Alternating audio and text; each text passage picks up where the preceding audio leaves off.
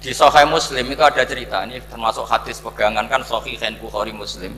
Itu ada cerita seorang sujud sama Allah itu kan banget baiknya, sangat baik.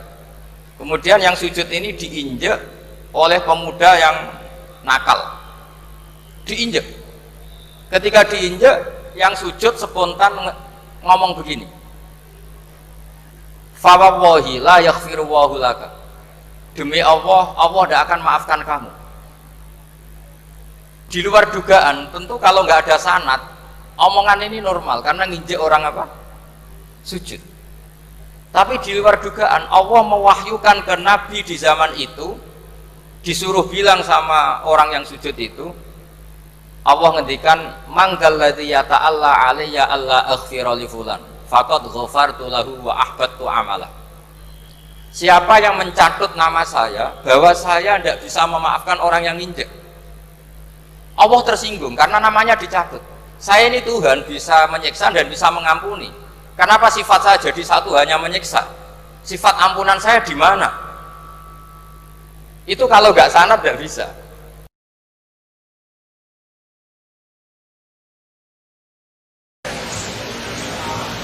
Warahmatullahi wabarakatuh. Bismillahirrahmanirrahim. Tabarakalladzi nazzala al-furqana ala 'abdihi liyakuna lil 'alamina nadhira. Allahumma shalli wa sallim ala sayyidina maulana Muhammadin wa ala alihi wa sahbihi ajmain. Amma ba'du. Yang sangat saya hormati semua pengurus wilayah Nahdlatul Ulama Jawa Tengah, wabil khusus Ki Haji Ubaidillah Sodaqoh, teman saya juga guru saya, putra guru saya Ki Haji Abdul Ghafur Maimun. Saya mau cerita sedikit tentang sanad. Jadi buyut saya kandung itu namanya itu Hafsah. Jadi buyut saya kandung itu namanya Hafsah. Itu lahir di Damaran. Damaran itu belakang imaman Masjid Kudus. Hanya sekitar 30 meter dari imaman Masjid Kudus. Itu punya bapak namanya Maksum, punya bapak namanya Soleh. Soleh itu bin Kiai Haji Asnawi Sepuh. Nah, yang Mbah Soleh saya itu, saya generasi ke-7 dari Mbah Soleh itu. Jadi pas ke-7. Kalau ke-8 itu sudah kata orang-orang kaya gitu. Kenapa kamu miskin? Generasi ke-8 katanya. Jadi Mbah Soleh Darat itu orang Jepara, orang Mayong tuh. Itu dulu ngajinya diantaranya di buyut saya, di Mbah Soleh bin Raden Asnawi Sepuh. Raden Asnawi Sepuh itu cucu dari Mbah Mutamakin. Itu kesanatan saya. Jadi saya punya naskah banyak. Tadi Gus Nurul tak kasih tahu. Ini diantara contoh naskah Mbah Soleh Darat. Saya punya banyak, mulai Hikam sampai Jawahirut Tauhid, terus beberapa tulisan-tulisan beliau itu masih di lemari buyut saya di Pondok Damaran. Terus buyut-buyut saya itu juga yang diantaranya ada yang nikah di keluarga Gedungan, dan itu sebagian melahirkan Pak Said Akil. Jadi buyut-buyut Pak Said itu adiknya buyut saya. Tapi kalau saya dengan beliau itu sepuh beliau. Jadi kalau saya manggil Pak Said itu kira-kira kalau nggak paman ya mbah. Kenapa saya cerita ini? Karena di antara ikatan sanad itu dzurriyatam ba'duha min ba'd. Ada keterikatan cara berpikir berdasar sanad. Tadi seperti yang dikatakan moderator, laulal isnadu laqala man sa'a ma sa'a. Andai kan tidak ada sanad, maka orang akan berpikir agama sesuai maunya. Dan itu bahaya sekali, karena agama ini riwayat seperti tadi yang dikatakan, inna hadzal ilma dinun fanzuru amman ta'khuduna dinakum. Saya punya sekian contoh cara berpikir sanad dan cara berpikir rasional. Di akhir Ihya itu ada cerita tentang rojak, dan ini pasti di luar dugaan sampai, karena sanad itu cara berpikir itu ya ikut saja. Yaitu ada dua orang ahli neraka dipanggil Allah dalam keadaan di borgol, ditanya sama Allah, enak di neraka? Jawabannya pemuda itu ya, wah Gusti ya, di neraka kok enak? Ya jelas gak enak. Ya sudah, kamu kembali lagi ke neraka. Dugaan kita kan pasti anak ini nggak mau.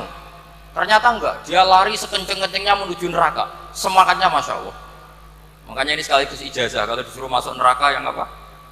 Semangat. Oh itu Tuhan akhirnya tanya, loh kamu tak suruh ke neraka kok semangat? Gusti saya ini sudah kapok, ketika di dunia kalau jenengan nyuruh sholat saya lelet, jenengan menyuruh kebaikan saya lelet. Sebagai bentuk kapok saya, dengan menyuruh saya ke neraka saya semangat, supaya saya nurut. Barokahnya semangat menuju neraka, ya sudah di surga saja. Ya, makanya ini nanti kalau kamu disuruh masuk neraka, yang apa? Semangat. Karena kita di dunia, itu ada di akhir ikhya. Artinya, itu kan di luar dugaan kita. Cara berpikir seperti itu di luar dugaan kita. Akhirnya dia jadi ahli jannah. Cerita kedua ya masih di bab yang sama. Yang satu disuruh, enak di neraka, ya enggak Gusti. Sudah kembali lagi ke neraka. Si orang ini tolak itu. Tolak. Terus ditanya sama Allah, kenapa tolak? Ya Allah, ketika engkau memanggil kami ke surga, saya tidak pernah ngira kalau akan engkau kembalikan lagi ke neraka. Ya sudah, kamu di surga saya karena husnudzon sama saya. Ini berarti ada dua sanad. Lucunya sama-sama benar. Yang semangat ya benar, yang lelet juga benar. Maka kamu punya dua pilihan. Nanti kalau disuruh masuk neraka, bisa semangat, bisa apa? Lelet. Dan semuanya nanti di surga. Artinya begini, sanad itu apa ya? Enggak yang kita duga. Makanya saya mohon siapapun yang mencintai agama ini harus banyak baca. Jangan nuruti emosi, kemudian emosi itu di atas namakan agama. Di Sahih Muslim itu ada cerita, ini termasuk hadis pegangan kan Sahih Bukhari Muslim. Itu ada cerita seorang sujud sama Allah itu kan banget baiknya, sangat baik. Kemudian yang sujud ini diinjek oleh pemuda yang nakal, diinjek. Ketika diinjek, yang sujud spontan ngomong begini, fa wallahi la yaghfiru Allahu laka, demi Allah, Allah tidak akan maafkan kamu. Di luar dugaan, tentu kalau nggak ada sanad, omongan ini normal karena nginjek orang apa? Sujud. Tapi di luar dugaan, Allah mewahyukan ke Nabi di zaman itu, disuruh bilang sama orang yang sujud itu, Allah ngendikan, manggalladzi yata'alla alayya alla aghfira li fulan faqad ghafartu lahu wa ahbattu amalah. Siapa yang mencatut nama saya bahwa saya tidak bisa memaafkan orang yang nginjek, Allah tersinggung karena namanya dicatut. Saya ini Tuhan bisa menyiksa dan bisa mengampuni. Kenapa sifat saya jadi satu hanya menyiksa? Sifat ampunan saya di mana? Itu kalau nggak sanad nggak bisa. Saya ulang lagi, Allah itu apa? Zat yang bisa yaghfiru liman yasha wa yu'adzibu man yasha. Tapi orang yang sujud ini hanya mensifati Allah satu, yaitu Allah pasti menyiksa. Dan Allah tersinggung. Bagaimana mungkin saya Tuhan hanya berstatus bisa menyiksa, tidak bisa mengampuni? Akhirnya orang ini disalahkan, malah yang sujud tadi bilang ke orang itu, sujudnya saya hapus pahalanya, dan yang nginjek saya hapus dosanya. Tapi ya bukan berarti terus kamu boleh nginjek orang sujud, ya enggak. Artinya gini loh, saya hanya memperkuat moderator tadi, berpikir agama itu berdasar sanad. Kalau nuruti emosi pasti kita akan setuju Allah tidak ngampuni yang menginjak. Tapi berdasar sanad, berapa orang yang dulu melukai Nabi, bahkan punya niat membunuh Nabi, akhirnya ditobati oleh Allah Subhanahu wa Ta'ala. Siapa yang nggak tahu cerita Surakoh, orang yang niatnya membunuh Nabi, ditobati Allah. Siapa yang nggak tahu cerita Khalid bin Walid, orang yang punya konsep untuk mengalahkan Nabi di perang Uhud, juga akhirnya masuk Islam dan diampuni Allah. Banyak lagi tokoh kafir yang dulu musuhi Nabi akhirnya ditobati oleh Allah. Sehingga ketika Nabi sangat marah ya dengan mereka yang kafir, malah ada ayat turun laisa laka minal amri syai'un aw yatuba 'alaihim aw yu'adzibahum, bahwa wilayah mengampuni dan memaafkan itu wilayah Allah. Tentu kita secara syariat akan mengatakan yang nginjak itu salah, pasti itu. Kalau yang nginjak itu pasti salah, yang kafir pasti salah. Tapi jangan katakan kalau Allah tidak bisa menobati mereka. Lagi-lagi yang bisa mengertikan itu apa? Sanad. Kita ngaji di bab itu bahwa ada orang diinjak, ternyata Allah ketika yang sujud mengatakan wallahi la yaghfiru wallahu laka, demi Allah Allah tidak akan maafkan kamu. Loh, mensifati Allah dengan satu sifat la yaghfiru itu Allah tersinggung karena Allah bisa yaghfir.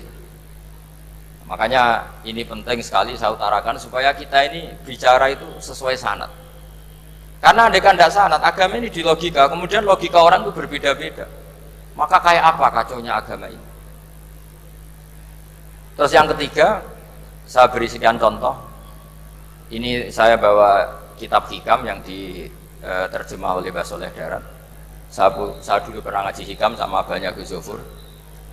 Cara berpikir Abul Hasan Asyadzili misalnya, umumnya orang itu kan kalau amal itu ingin diterima ya, kalau sujud ingin diterima Allah, kalau sholat ingin diterima Allah, dan kalau sangat ingin itu biasanya terus berlebihan, saking berlebihannya terus nangis minta amalnya diterima gitu.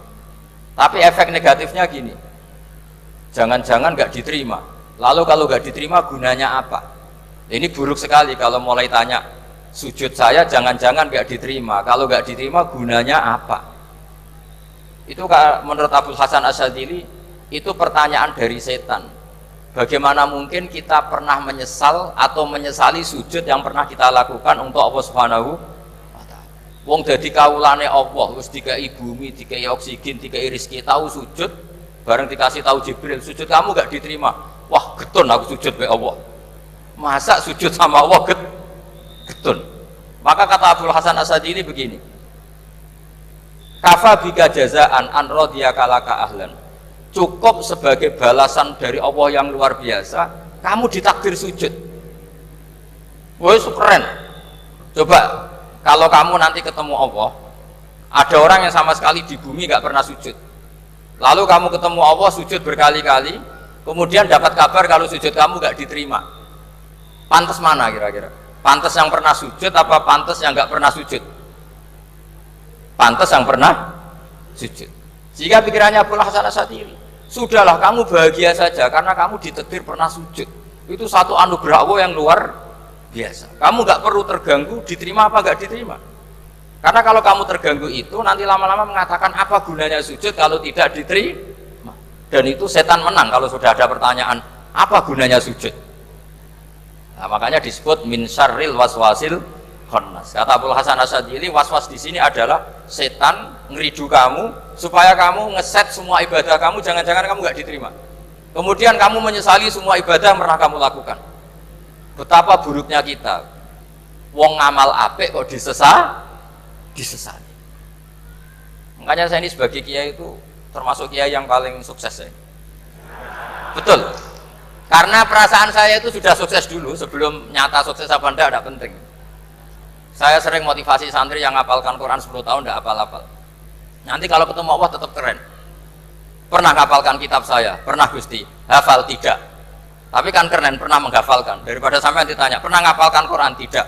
Kok hafal lagu dangdut? Nah, itu posing sama jawabnya. Tapi kalau santri saya pernah ngapalkan? Pernah Gusti. Di mana di Gus? Hafal enggak? Pede saja enggak. Tapi saya mencintai kitab engkau dan bukti cinta saya tak hafalkan. Cuma nasib tidak memihak saya Gusti, kan masih lumayan itu. Daripada ditanya, pernah ngapalkan Quran? Tidak Gusti. Jebule apal lagu dangdut, yang ibu-ibu apal harga cabai, naik turunnya harga berambang. Ini harga sembako hafal, tapi kalau Quran tidak hafal. Nah, pikiran-pikiran kayak Abul Hasan Asyadzili itu harus kita kembangkan. Makanya saya suka sekali ketika Mbah Mun yang sekarang diteruskan Gus Wafi meresmikan Thariqah Syadziliyah. Ya cerminannya kitab Hikam itu yang diterjemah Mbah Soleh Darat. Karena Hikam adalah murid Abul Abbas Al-Mursi. Beliau adalah murid Abul Hasan Asyadzili. Jadi gampangannya kalau sampai ingin tahu cara berpikir Abul Hasan Asyadzili itu ngaji Hikam. Karena Hikam itu cucu muridnya Abul Hasan Asyadzili. Dan itu cara berpikir gampang sekali. Misalnya hubungan dengan Allah. Ilahi kullama akhrosani lu'mi antokoni karomuka. Ya Allah, ketika saya terbungkam oleh kesalahan-kesalahan saya, sampai saya ini merasa tidak pantas minta, tidak pantas memohon sama engkau karena dosa saya banyak. Tapi kata beliau antokoni karomuka. Tapi saya berani melafadzkan doa itu berdasar rahmat kamu tidak terbatas. Dan itu indah sekali kata-katanya. Ilahi kullama akhrosani lu'mi antokoni karomuka. Jadi kullama akhrosa sekirane bungkam disosoni iso apa lu'mi sifat elek antoko mongko dari iso ucap ini iso apa karomuka sifat lomani. Dan itu dipraktekkan semua ulama. Ya nafsula taknati min zallatin azumatin al-kaba'ira fil kufrani kallamami.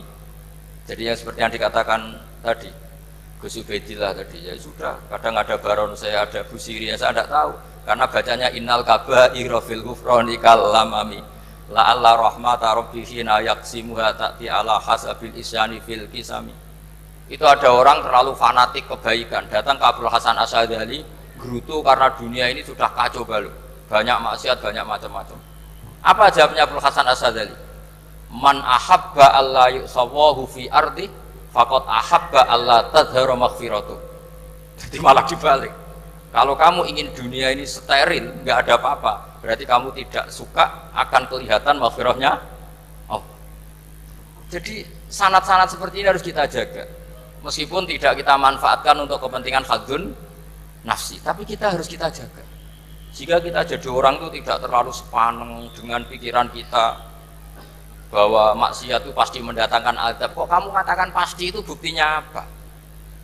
Maksiat itu salah, kalau salah harus istighfar. Maksiat itu salah, tapi Allah bisa saja mentobati yang maksiat kemudian jadi orang baik, karena Allah tetap bersifat yaghfiru liman yasha wa yu'adzibu may yasha. Kok kamu katakan pasti-pasti, itu sanadnya dari mana? Jadi ini pentingnya sanad ya. Jadi kita harus terus menjaga sanad ini supaya cara berpikir agama sesuai garis yang pernah ditulis oleh para ulama, yang semua itu musalsal ila Rasulillah Shallallahu Alaihi Wasallam. Terus ini mumpung ini di depan Gus Zofur, juga ini pernah tak baca di depan putra-putra beliau, di depan anak-anak. Ini nanti saya hadiahkan ke PWNU Jawa Tengah. Saya nulis kitab ini sebagai bentuk saya bahwa apa yang dilakukan Syekhina Kiai Haji Maimun Zubair semuanya itu berdasar khazanah-khazanah yang ada dalam kitab-kitab Al-Kutubil Mu'tamadah. Di antaranya ini kitab Khilyatul Auliya. Kitab Khilyatul Auliya itu kitab kesayangan Imam Ghazali.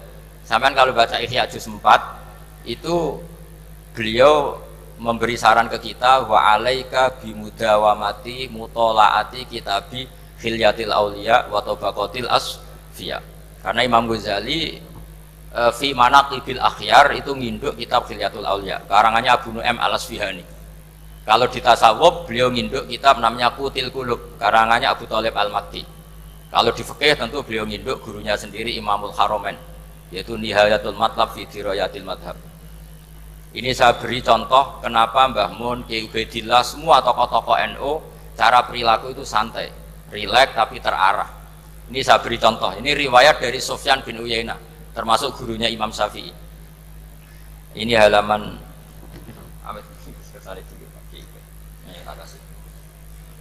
yang pengurusan halaman 24. Ya, ini di halaman 24 saya terangkan An Sufyan bin Uyainah kana Isa wa Yahya alaihi wassalam ya'tiyanil qaryata fayas'alu Isa an syirari ahliha wa yas'alu Yahya an khiyari ahliha. Faqala lahu Yahya lima tanzilu ala syirarin nas qala innama ana tabibun udawil mardo. Ini di juz 7 halaman 323. Jadi mulai dulu ulama itu ada yang fokus ngelola orang-orang soleh, tapi ada juga yang mendokteri orang-orang yang macam-macam. Nabi Isa itu kalau di satu daerah tanya, di sini yang orang nakal-nakal di mana? Oh di situ. Terus beliau ke situ. Ditanya Nabi Yahya, kenapa ke situ? Saya ini nabi, nabi itu biman zilatit tabib. Saya ini ibarat dokter. Tentu dokter itu yang menyembuhkan orang-orang yang sakit.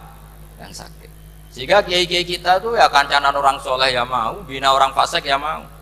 Lah yang nggak boleh itu yang potensi katut fasik, itu nggak boleh. Jadi apa ya, supaya kita itu melihat sesuatu itu tidak seudon kiai kok berteman orang fasik. Saya berkali-kali bilang berteman orang fasik itu haram. Tapi kalau dibalik pertanyaannya, membina orang fasik hukumnya gimana?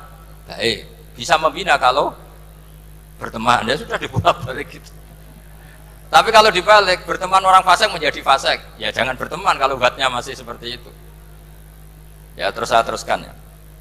Sayyidina Umar itu terkenal orang yang sangat keras. Sayyidina Abu Bakar terkenal orang yang layyinal janib, orang yang sangat santun, sangat sopan. Tapi anehnya ketika Abu Bakar mau wafat, itu khilafah atau khalifah itu diwasiatkan supaya yang mimpin itu Umar. Padahal orangnya sangat keras. Tapi yang jarang diketahui publik adalah ngiranya Umar keras itu wataknya. Ternyata enggak. Di sini diterangkan Umar wataknya itu sebetulnya bisa memilih keras atau halus. Ini saya baca ya di halaman 25. Beliau ditanya oleh Abdurrahman bin Auf. Terus beliau menjawab, ya Abdurrahman, wallahi laqad lintu linnasi hatta khasyitu wa fil lain. Tsumma staddattu alaihim hatta khasyitu wa fi siddah. Fa ainal makhraj. Terus di sini saya terjemah, saya saat lunak juga takut sebab lunak bisa dianggap pembiaran, tapi saya juga takut Allah saat keras sebab keras jangan-jangan termasuk tanfir, orang lari dari kebenaran. Ya misalnya gini, sampean punya anak putri atau punya ponakan pacaran gitu. Datang ke kamu sama cowoknya, kalau kamu lunak pasti ponakan kamu ngira wong Pak D gak apa-apa, padahal Pak D saya itu kiai, ternyata saya gak ditegur. Lunak itu punya akibat dianggap pembiaran terhadap maksiat ya. Tapi kalau kamu keras, wah nak nenggonku tak wantemi watu, kan gak pernah ke kamu, bagaimana bina wong sowan saja gak berani. Artinya efeknya sama, terlalu lunak ya punya efek tidak bisa bina, terlalu keras juga punya efek tidak bisa bina. Maka kata Sayyidina Umar, fawallahi laqad lintu linnas hatta khasyitu wa fil lain. Artinya saat bersikap lunak saya takut Allah karena lunak bisa dianggap pembiaran terhadap maksiat. Tsumma staddattu alaihim hatta khasyitu wa fi siddah. Ketika keras saya juga takut karena kalau terlalu keras bisa tanfir, bisa orang lari dari kiai, dari orang soleh. Makanya dalam guyonan-guyonan ulama itu ada preman jagongan di orang-orang fasik. Ditanya, kenapa kamu jagungan sama orang fasik? Kenapa tidak jagungan sama orang soleh? Habis orang solehnya marah-marah terus, lah ini ramah. Makanya saya milih yang ramah saja. Gitu. Itu meskipun guyonan, tapi pelajaran bagi kita. Karena ya memang Quran seperti itu. Walau kunta fadzun ghalidhal qalbi lan faddu min haulik fa bima rahmatin minallahi linta lahum. Terusnya itu. Jadi apa ya? Nah ini kalau nggak ada sanad nggak bisa. Gak ada sanad gak bisa, pasti kita berpikir sesuai keinginan kita. Maka ada ancaman yang keras, man fassaral Qur'ana bi ra'yihi falyatabawwa maq'adahu minan nar. Jadi saya mohon sanad-sanad seperti ini kayak yang dikatakan Umar tadi. Wallahi laqad lintu linnas hatta khasyitu wa fil lain. Tsumma staddattu alaihim hatta khasyitu wa fis siddah. Jadi kita akui bahwa dalam lunak juga ada sekian problem, dalam keras juga ada sekian problem. Terus kita bikin satu metode, satu manhaj yang kira-kira ya sa'iqal lisyaribin atau yang lebih dikenal dengan Islam wasatiyah. Ada tawazun, ada tasamu, ada macam-macam. Ya, saya kira demikian. Assalamualaikum warahmatullahi wabarakatuh.